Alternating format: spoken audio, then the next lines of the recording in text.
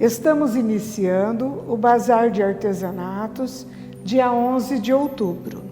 Atendemos todas as segundas e quartas-feiras, das 14 às 16 horas, na Rua Barão do Rio Branco, 952.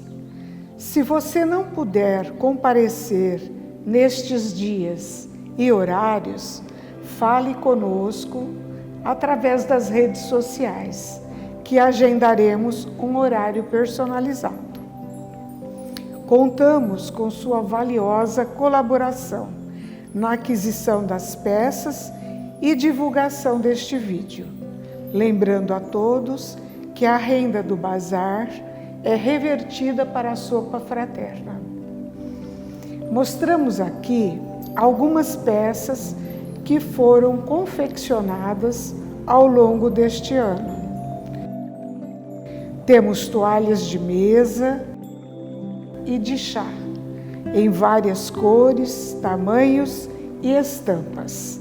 Também podemos fazer sob medida para a sua mesa. Toalhas de lavabo, aventais, cobre-alimentos, suplás, batimão, almofadas, panos de prato, cestinhas e porta-panetones. São todos trabalhos artesanais, em bordados, pintura, crochê e patchwork.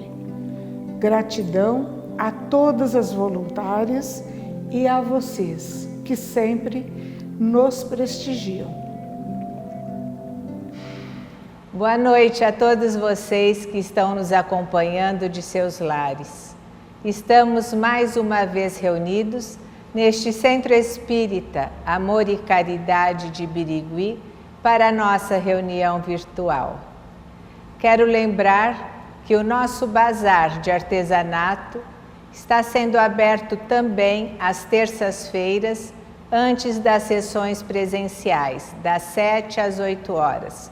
Contamos com a colaboração de vocês para a Sopa Fraterna. Quero lembrar também que quem tem interesse em batizar seus filhos, teremos uma sessão especial para os batizados no dia 18 de dezembro. Será aberta somente aos familiares e aos padrinhos. Quem tiver interesse em batizar seu ente querido, por favor, entre em contato conosco. Vamos colocar um copo ou uma garrafa de água para ser fluidificada esta noite. Procuremos nos preparar para o início desta reunião, fechando nossos olhos e elevando os nossos pensamentos a Deus e a Jesus e aos protetores desta casa, Felício Luchini, José Maria Lisboa, Linda e João Dias de Almeida, rogando amparo e bênçãos espirituais a todos que estão nos assistindo, entes queridos, onde quer que estejam, que sejam também merecedores das bênçãos. Que sejamos envolvidos por paz, amorosidade e vibrações positivas, para que sejamos fortalecidos material e espiritualmente. Que possamos superar os momentos difíceis com coragem, resignação e a certeza de dias melhores. Que a nossa fé e confiança sejam estimuladas e com os ensinamentos desta noite possamos refletir e cultivar hábitos sublimes para nossas vidas. Que os médicos espirituais injetem o bálsamo curativo em nossos corpos e nossas mentes. Que os doentes hospitalizados ou em seus lares num leito de dor, recebam o medicamento necessário para a sua cura e o lenitivo para as suas dores. Contando com este amparo, façamos um Pai Nosso do nosso coração. Pai nosso que estás no espaço, santificado seja o vosso nome. Venha a nós o vosso reino, seja feita a vossa vontade, assim na terra como no espaço. O pão nosso de cada dia nos dai hoje, perdoai as nossas dívidas, assim como perdoamos aos nossos devedores. E não nos deixeis cair em tentação, mas livrai-nos, Senhor, de todo mal, assim seja. Hoje nossa palestra será com a nossa amiga, nossa irmã, doutora Aline Petean Pina, e ela trará o capítulo 13, que a vossa mão direita não saiba o que dá a vossa mão esquerda. Boa noite a todos. É sempre um grande prazer, um carinho estar aqui com vocês mais uma vez, nessa noite de caridade, de bênçãos, que é a nossa reunião virtual aos sábados. Agradecer mais uma vez a Gisele, a Dona Nancy pelo convite e pedir para vocês, os nossos amigos de casa, não se esquecerem de sempre compartilhar as nossas lives nos grupos espíritas, no grupo da família, para poder levar essa caridade, essa luz dessa doutrina consoladora a mais corações, porque a gente nunca sabe quem é que está precisando, não é mesmo? Também pedir para vocês, se não estão inscritos no nosso canal, nós estamos chegando a quase 500 inscritos, então para a gente aqui da casa é muito gratificante. Então, por favor, se inscreva no canal. Se gostar do nosso conteúdo, de todas as lives, não esqueça de deixar o seu joinha para a gente. Para o YouTube entender que esse conteúdo é importante para todo mundo, né? Hoje eu vou falar desse capítulo 13 que Kardec nomeou como uma das passagens de Jesus, que a vossa mão esquerda não saiba o que dá a vossa mão direita. E sempre que Kardec inicia um novo capítulo, ele traz uma mensagem, né? Ele faz um recorte da passagem bíblica que está lá no Evangelho. No caso aqui no item 1, que Kardec nomeou como fazer o bem sem ostentação, Kardec escolheu a passagem que está em Mateus, no capítulo 6. E eu sempre tomo cuidado de localizar na estrutura bíblica aonde está essa passagem. Muitas vezes as pessoas me perguntam: Aline, por que você faz isso? Porque Jesus nasceu no povo hebreu, certo? Jesus era um hebreu.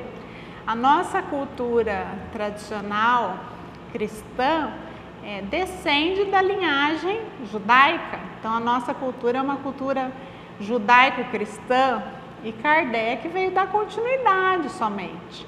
Então, ficaria sem sentido a gente simplesmente pegar a novela do final, o capítulo final da novela, do filme, certo? A gente tem que entender o contexto geral. E Jesus, quando vai falar disso de fazer o bem sem ostentação, ele está querendo ligar especificamente a uma tradição judaica. Se a gente pegar o Velho Testamento, no Velho Testamento, no livro do Levíticos, que é um livro que compõe a Torá, é o terceiro livro da Torá hebraica, a gente vai ver que ele é um livro praticamente só de regrinhas e de leis, de como seria a conduta de um bom judeu. Lembrando que no Antigo Testamento a gente sempre encontra essa passagem de o que é um bom judeu, uma boa pessoa, eles denominam como um homem justo, certo? Então, o que seria esse homem justo naquela cultura? Seria um homem cumpridor das leis de Deus, certo? Da lei mosaica, no caso. Dentro da lei mosaica, para você ser um homem justo, você teria que cumprir algumas determinações ao longo do ano, certo? Incluíam as festas, as tradições dos sacrifícios do templo. E também fazia parte dessa cultura a oração, o jejum e a esmola. Então, quando a gente fala de esmola, de doação, isso já é tradicional nessa religião antiga. Não é de hoje a esmola. E como funcionava a esmola para os judeus? Os judeus tinham que levar seus sacrifícios, suas ofertas ao templo. Então o templo era um lugar muito movimentado. É que hoje em dia a gente perdeu muito esse ensejo. Mas o templo não era somente um lugar religioso, não era só uma igreja, não era somente uma casa espírita. Era no templo que acontecia tudo, que acontecia o movimento, as fofocas, certo? A movimentação política, tudo acontecia no templo. Então os pobres se aproveitavam deste movimento do templo e ficavam ali na porta de entrada pedindo esmola. E na maioria das vezes a gente encontra várias passagens de Jesus que eram pessoas, por exemplo, que tinham algum problema físico, que eram os aleijados, ou tinham lepra, ou eram as viúvas, os órfãos. Lembrando que naquela cultura, uma cultura patriarcal, se a mulher, por exemplo, perdesse o esposo, ela estaria, então, muito, muito comprometida do ponto de vista de continuar com o seu acesso às coisas materiais. E para isso, no livro de Levíticos, já existia uma recomendação, uma das leis que aparecem lá no livro de Levíticos, é que sempre que acontecesse uma colheita, por exemplo, de milho, um campo de milho, uma colheita de milho, você não podia colher as espigas que ficavam nos cantos externos do seu campo, para deixar essas espigas para os pobres, para as viúvas, para os estrangeiros poderem colher e se alimentar. Você também não podia, segundo a lei mosaica, recolher as espigas, por exemplo, que caíssem no chão. Você tinha que deixá-la para os pobres. Nas videiras, mesma coisa, você recolhia as uvas, mas as que caíssem no chão, você deveria deixar aos pobres. Quando você fazia uma colheita de alguma outra espécie, também você não podia pegar a árvore e colher todos os frutos. Você tinha que deixar alguns frutos ainda em condição para que as pessoas pobres fossem lá e conseguissem tirar proveito daquilo também. Então, esse tipo de esmola já era tradicional na cultura hebraica, não é uma invenção da atualidade. Então, quando Jesus vem falar a respeito dessa ostentação, o que acontecia muito é que as pessoas iam ao templo e doavam para esses mendigos, para essas viúvas que ficavam na porta do templo, mas de forma ostensiva, assim, né? Para se mostrar, olha, eu estou dando esmola, eu sou um bom judeu, eu sou um homem justo. Então pegavam as moedas e jogavam, lançavam, faziam o tilintar das moedas, né? Faziam um barulhinho. Tanto é que Kardec coloca nesse mesmo capítulo a passagem do óbolo da viúva, né? Que é aquela pessoa muito simples que vai lá e doa uma moeda de quase um valor insignificante, né, para a época. Era essa a tradição. Então Jesus, observando esse comportamento, ele diz aos seus discípulos, a caridade tem que ser feita de maneira humilde. A caridade tem que ser feita de maneira que você não se mostre aos outros, porque isso não é caridade, certo? O que tem que sair de você tem que sair virtude, você tem que doar de si. Se você estiver buscando um reconhecimento externo um reconhecimento pessoal. Nossa, como aquela pessoa é caridosa. Olha a quantidade de dinheiro que ele deixou para os pobres. Ele é um homem justo. Isso, você já vai receber sua recompensa na terra, porque você está buscando pelo orgulho, pela fama. Então você já recebeu, porque as pessoas já viram, já comentaram. Isso não tem nada a ver com alcançar algum mérito no plano espiritual, no plano transcendental, às vistas de Deus. E foi isso que Jesus quis dizer nesse momento, que a gente deveria cumprir a lei, mas sem que essa lei fosse cumprida como uma coisa externa, certo? Uma coisa interna, dar de si. Isso é muito curioso, porque muitas vezes a gente realiza caridade, mas a verdadeira caridade só acontece quando ela não é uma obrigação. Porque muitas vezes a gente encontra pessoas que até são beneméritas, certo? Ajudam associações, ajudam escolas, ajudam universidades, hospitais. Mas como que isso funciona? Aquela pessoa, será que está doando de si? E a gente tem que tomar um cuidado muito grande quando a gente fala dessa caridade material. Por quê? Porque nós, como espíritas, sabemos que, na verdade, todos os bens materiais não nos pertencem efetivamente. A gente usufrui enquanto estamos encarnados, mas quando a gente retornar para a pátria espiritual, a gente não leva nada. Então, todos os bens da terra, na verdade, são propriedade de Deus, certo? Eles estão temporariamente nas nossas mãos. É um empréstimo.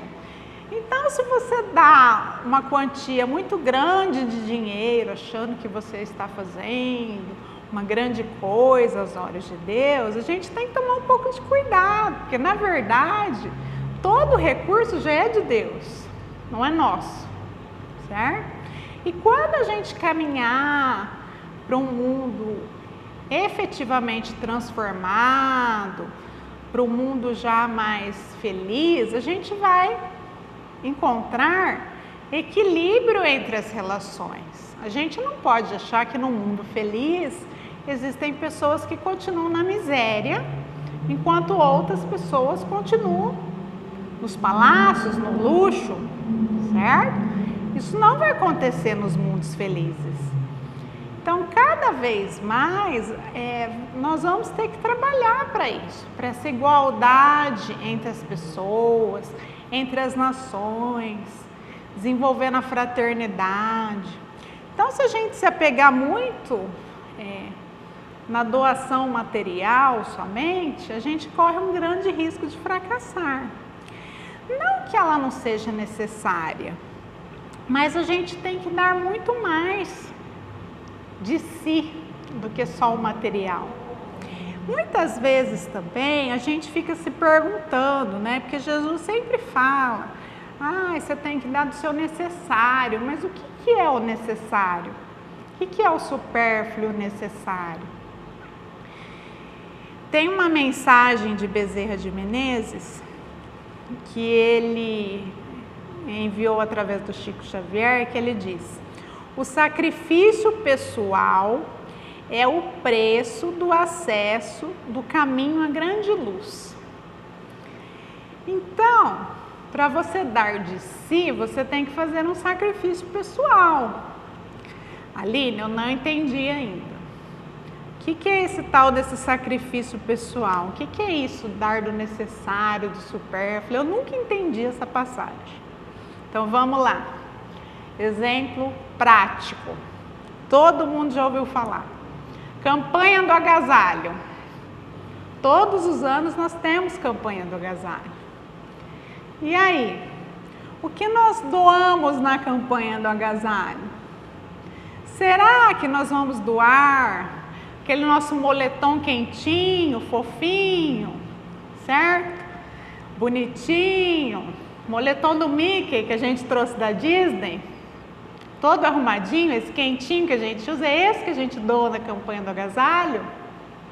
Ou muitas vezes a gente doa aquele par de meia que a gente nem usa, porque já está tão fininho que ele já está desmaterializando. Será que é esse que a gente doa?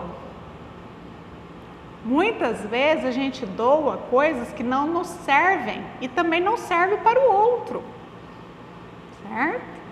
Então não é esse tipo de doação. Se não serve para você, não serve para mim, por que vai servir para o outro? Ou muitas vezes a gente encontra doações de coisas, por exemplo, rasgadas. Ah, isso aqui rasgou, essa camiseta aqui rasgou, mas para quem está na rua não tem importância. Será que é assim? Você gostaria de estar numa situação de necessidade material recebendo roupa rasgada? Para ter menos dignidade ainda? Ou muitas vezes as pessoas falam assim, nossa, mas campanha do agasalho de novo. Eu já dei cobertor ano passado, estão pedindo cobertor de novo para a população de rua? Por que todo ano pede cobertor? Gente, se nas nossas casas, onde a gente usa cobertor, edredom, a gente lava, a gente usa no inverno, vai para a sala, quem tem criança suja, lava de novo, com sabão em pó, com amaciante, perfume das rosas, as coisas se desgastam. Imagina uma situação de um cobertor do morador de rua. Você acha que ele vai ter essa longevidade? Muitas pessoas falam, nossa, mas eu vou doar esse meu tricô que eu estou usando aqui, mas sabe o que é? Que eu cuido muito bem das minhas roupas. Esse tricô aqui tem 20 anos que eu tenho, olha, tá novinho. Eu vou doar para aquela pessoa, mas espero que ela cuide bem, hein? Porque eu fiz durar 20 anos. Você fez durar 20 anos, aonde? Qual ambiente você frequentava? Certo? Muitas vezes as casas das pessoas não tem nem acabamento, não tem reboco, azulejo, não tem. Então é muito complicado. Fora isso, que às vezes a gente quer fazer essa doação, mas quer ficar prestando conta, né, do que o outro está fazendo. Então você não doou. Se você doou, você desprendeu.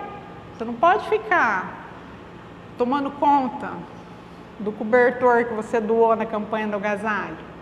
Então, você não desprendeu verdadeiramente? Outro exemplo que a gente tinha até aqui na nossa casa por muitos anos é a campanha do quilo. Quem aqui já é mais antigo da casa, como eu e a Gisele, né, já somos antigas aqui da casa, não que nós não somos velhas, hein? Nós só somos antigas de casa espírita. Vai lembrar das campanhas do quilo do hospital, de né? A gente fazia sempre. O hospital psiquiátrico, né? Que a casa mantinha aqui, né? Manteve por muitos anos. Então, o que acontecia?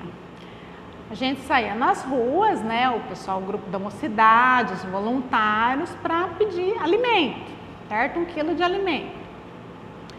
Quantas vezes a gente chegava nas casas e a gente recebia alimentos vencidos? A pessoa doava um alimento vencido. E quantas vezes a gente chegava numa casa e a pessoa doava 1 xícara de arroz, punha no saquinho, doava só aquela xícara de arroz. Aí vocês vão pensar, onde será que vinha um alimento vencido? Será que vinha de uma despensa que tinha muita coisa? Se o alimento estava vencido, como nas nossas despensas muitas vezes acontece, é porque tem tanta coisa que a gente às vezes esquece de um fubá, de 1 quilo de açúcar, a gente nem lembra que está lá, certo? Agora, aquela xícara única de arroz que vinha no saquinho, aquele arroz, saiu, fica até emocionado, saiu de uma família que comeu menos naquela semana. Alguém daquela família comeu menos, porque doou aquele arroz para o hospital psiquiátrico. O que vocês acham? Quem que deu do necessário, quem que deu do supérfluo? O que deu 5 quilos de arroz vencido? Ou aquele que deu aquela xicrinha no saquinho? Como foi? Isso é caridade. Estamos falando apenas da caridade material, que muitas vezes as pessoas não têm nem condição de dar. Tem pessoas que não têm nem condição de dar essa xícara de arroz. Não tem condição. Mas elas não vão praticar a caridade. Aí Kardec vai trazer mais uma mensagem, até um texto lindo. Quem puder acompanhar em casa, o item 9, é um texto da irmã Rosália, que ela vai falar a respeito dessa caridade material, que ainda é tão necessária, mas também da caridade moral. Como que a gente pode fazer a caridade sem a gente ter meios materiais de fazer a caridade? A gente pode muitas vezes fazer a caridade através do nosso pensamento, através das nossas energias, dos nossos sentimentos. E isso pode passar despercebido. Por quê? Porque às vezes você está passando num hospital, ou você está passando na frente de um presídio, na frente de um orfanato, e você sabe que ali estão pessoas necessitadas, abandonadas. Então o que você faz? Só de você levar o pensamento, pedir a espiritualidade superior que acolhe aquelas pessoas, isso já é uma caridade. Já faz parte do exercício de caridade. Porque muitas vezes a esmola é a caridade mais simples. Mas a caridade de dedicar do seu íntimo um bom sentimento, uma boa vibração para o outro, é uma caridade muito mais difícil de fazer. Quantas vezes, por exemplo, a gente pode fazer a caridade ao ouvir um companheiro? E quando eu falo ouvir, as pessoas podem falar assim, mas isso aí todo mundo faz. Não, nós não fazemos. Por que nós não fazemos? Porque muitas vezes a gente está até no mesmo ambiente físico, mas nós estamos no celular, nós estamos pensando em outras coisas, nos nossos afazeres, nós não estamos verdadeiramente prestando atenção. Ouvir, por exemplo, uma pessoa agora na pandemia, né? Quantas pessoas que não, principalmente os idosos, que tiveram seus convívios sociais bem restritos, pegar um telefone, dar um telefonema. Olha, eu lembrei de você hoje, eu vi uma notícia a respeito de tal coisa que é do seu interesse, que eu sei que você gosta. Eu sei que essa semana você está fazendo aniversário, eu me lembrei de você. Isso é uma caridade. A gente não sabe se aquela pessoa vai receber outro telefonema. Pode ser que o nosso seja o único. E a gente às vezes deixa passar. Ou então, quando muitas vezes Jesus nos coloca como instrumentos da caridade. O Divaldo Pereira Franco que sempre comenta, né, que diz que a espiritualidade superior tem uma caderneta, né, de possíveis auxiliadores no plano terrestre. Então, quando eles precisam de alguém para ser instrumento de caridade, eles mandam na direção daquela pessoa, né? É por isso que às vezes você fala assim, nossa, mas na minha casa vem tanta gente pedir as coisas, por que será que ele só vem na minha casa? Às vezes a espiritualidade superior está mandando lá porque ele sabe que ele vai ser auxiliado. E o Divaldo fala isso, que tem essa caderneta, mas qual que é o problema? O problema é quando os guias espirituais, né, nos colocam como mensageiro dessa caridade, né, como intermediário da caridade.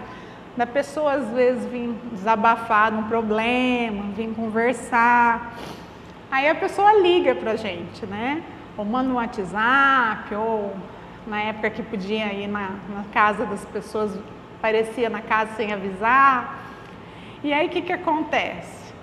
Ah, mas eu sou muito caridoso. Mas na hora da novela, precisava me ligar na hora da novela?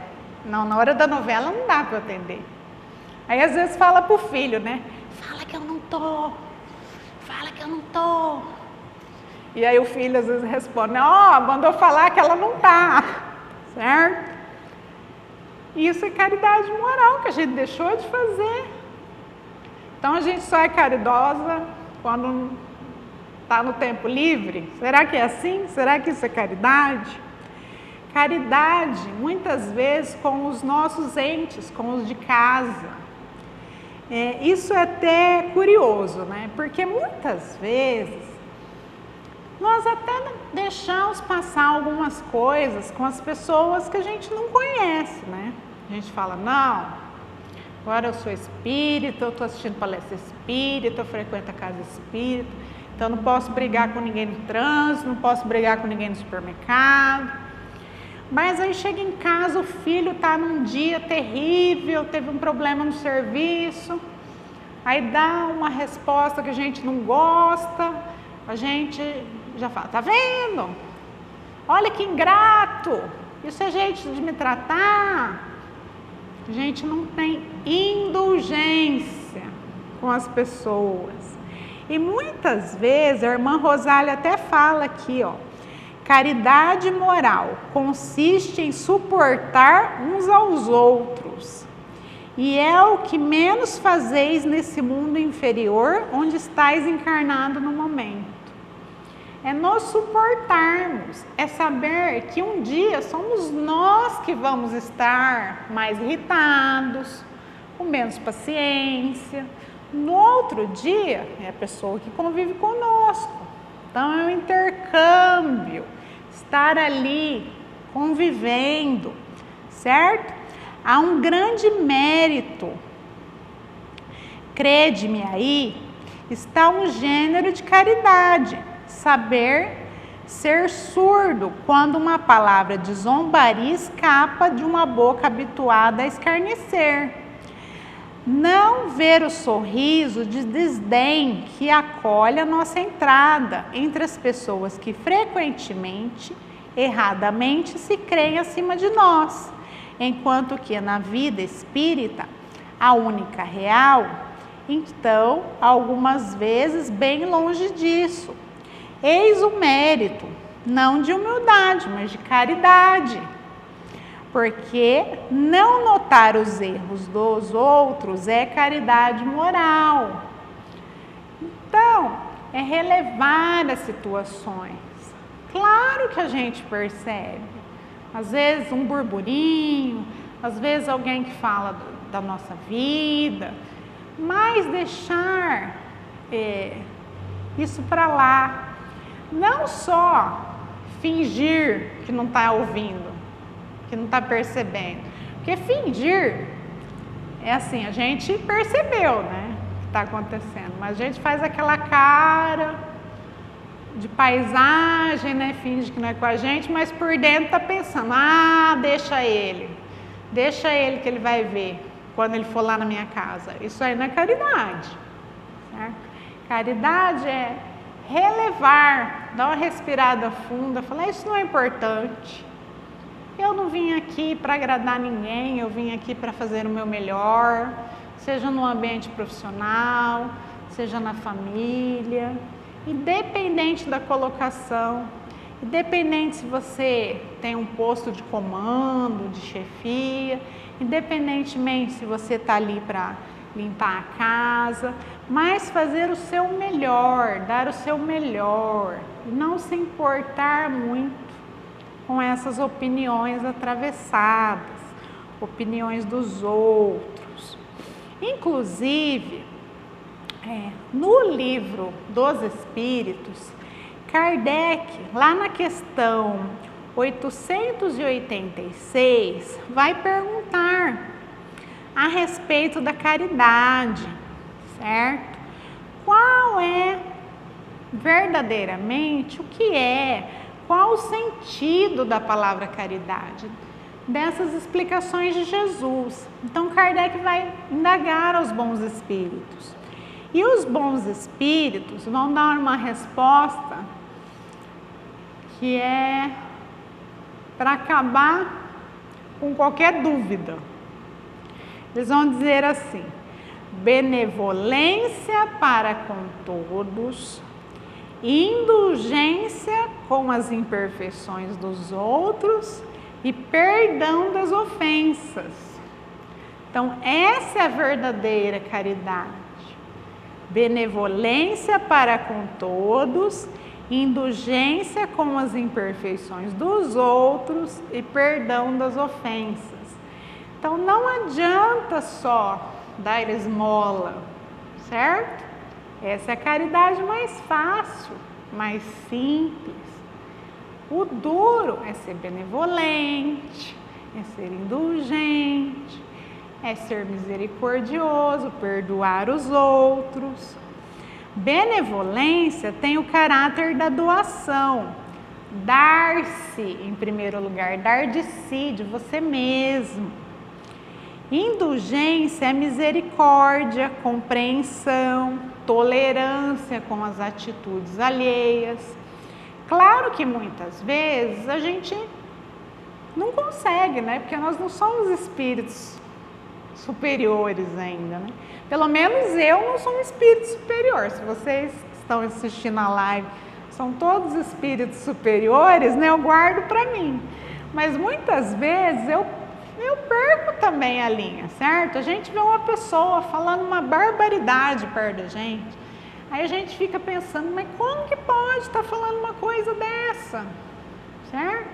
Mas tem que ter indulgência. Por quê? Porque a gente tem que lembrar que no nosso passado, muito provavelmente, a gente também já falou algo do tipo, certo? A gente só foi melhorando, aprendendo.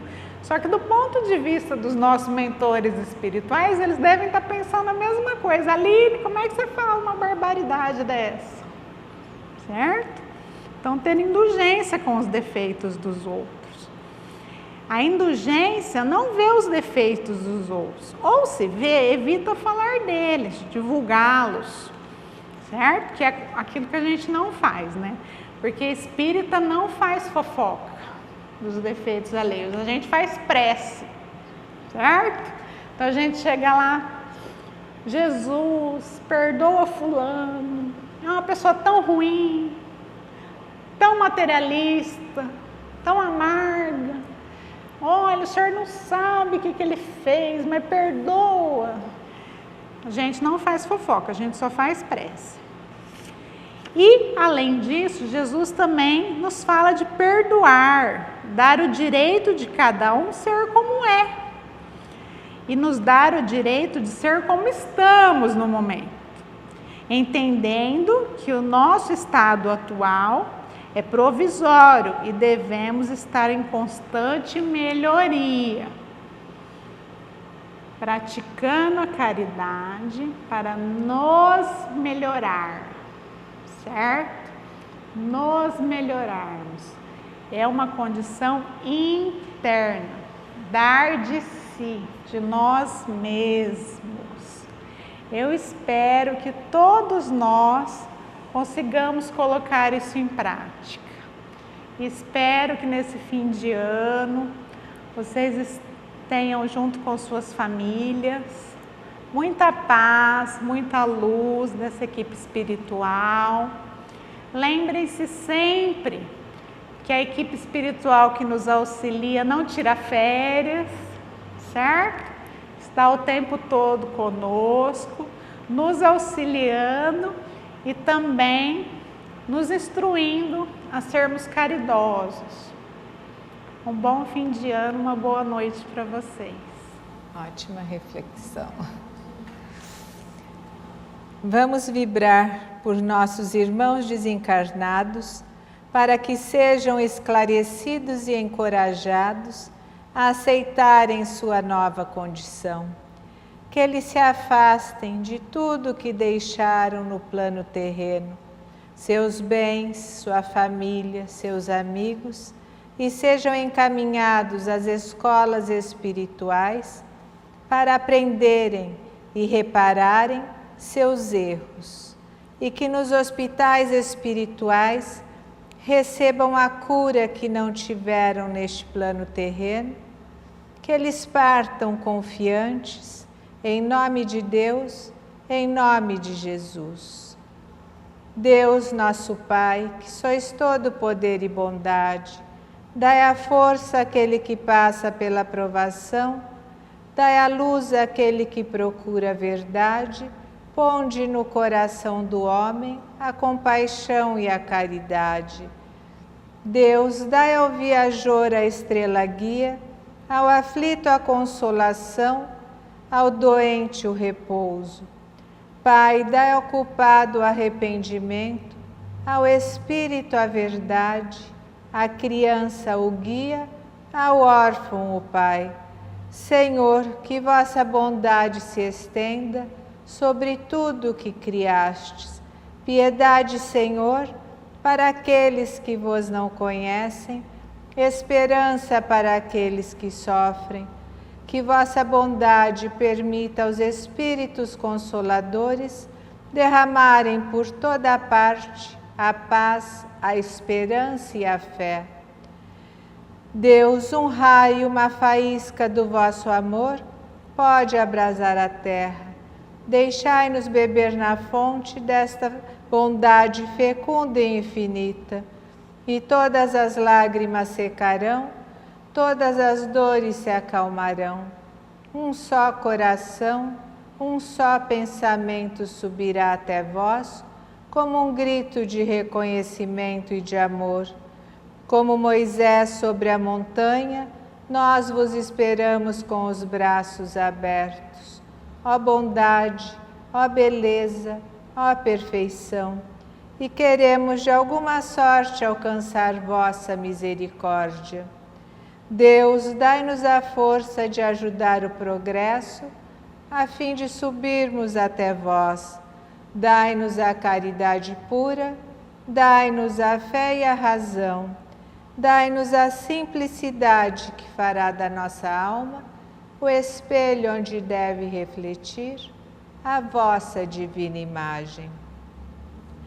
Finalizando nossa reunião, agradecemos todas as bênçãos recebidas, acalmando o nosso íntimo e tendo a certeza que estamos sendo auxiliados e orientados por mensageiros de luz.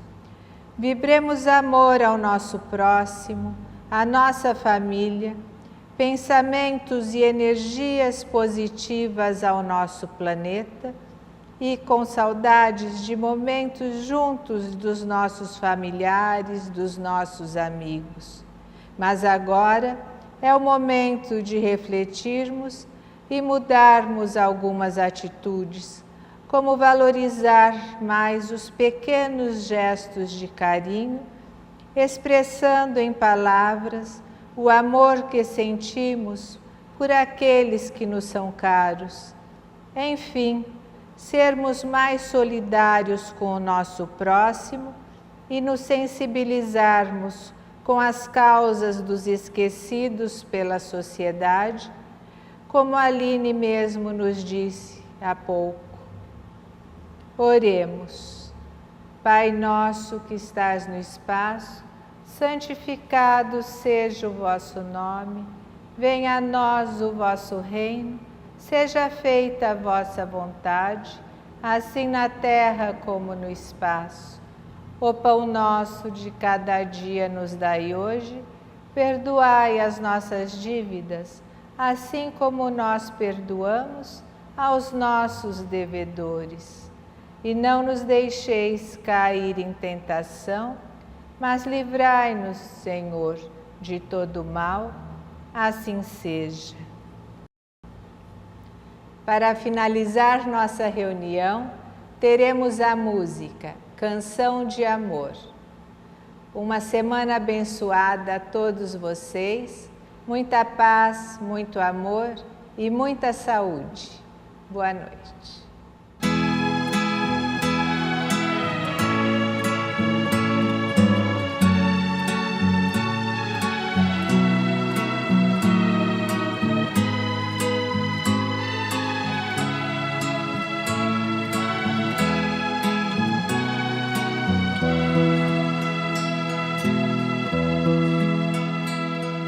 Meu Jesus,